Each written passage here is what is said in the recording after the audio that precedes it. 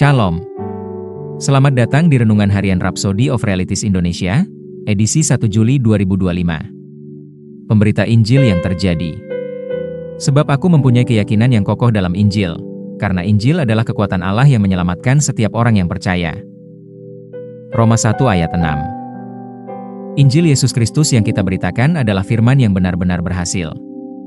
Injil itu membuahkan hasil yang tak terbantahkan bagi setiap orang yang mempercayainya. Itulah sebabnya engkau harus cepat dan berani membagikannya kepada orang lain.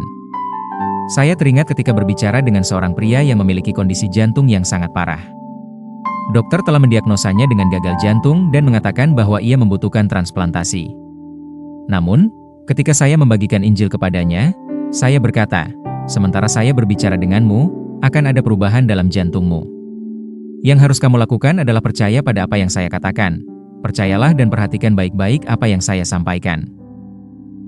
Dia setuju. Jadi, saya terus berbicara kepadanya, membagikan firman kehidupan kepadanya. Setelah sekitar 15 menit, saya berkata kepadanya, "Sudah selesai." Dan dia menjawab, "Ya, sudah selesai." Tes berikutnya yang dilakukan padanya menunjukkan bahwa dia memiliki jantung yang baru. Semua masalah telah hilang. Saya telah melihat ini terjadi beberapa kali. Apapun masalahnya, Injil ini berhasil. Itulah firman Yesus Kristus, dan terjadi dimanapun. Kemuliaan bagi Tuhan. Bila engkau memberitakan Injil dan Injil yang engkau beritakan terjadi, engkau menjadi yakin. Itulah sebabnya Tuhan ingin kita yakin akan Injil.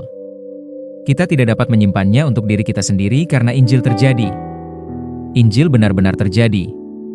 Alkitab berkata, Yesus Kristus tetap sama, baik kemarin maupun hari ini dan sampai selama-lamanya. Ibrani 13 ayat 8. Dalam Roma 1 ayat 16-17, Paulus berkata, "Sebab aku mempunyai keyakinan yang kokoh dalam Injil, karena Injil adalah kekuatan Allah yang menyelamatkan setiap orang yang percaya, pertama-tama orang Yahudi, tetapi juga orang Yunani. Sebab di dalamnya nyata kebenaran Allah, yang bertolak dari iman dan memimpin kepada iman." Injil itu tidak terbatas. Injil itu bekerja di setiap negara, setiap kota, dan bagi setiap orang yang percaya. Injil itu mengubah hidup, membawa kesembuhan dan kesehatan bagi yang sakit, kesejahteraan bagi yang miskin, dan keselamatan bagi yang terhilang. Bagaimana kita bisa diam saja tentang Injil yang mengubah kehidupan dan mengangkat setiap orang dari keputusasaan menuju kemenangan? Karena itu, beritakanlah Injil dengan berani. Injil itu terjadi. Injil itu berhasil setiap saat, di mana saja, dan bagi setiap orang yang percaya. Haleluya!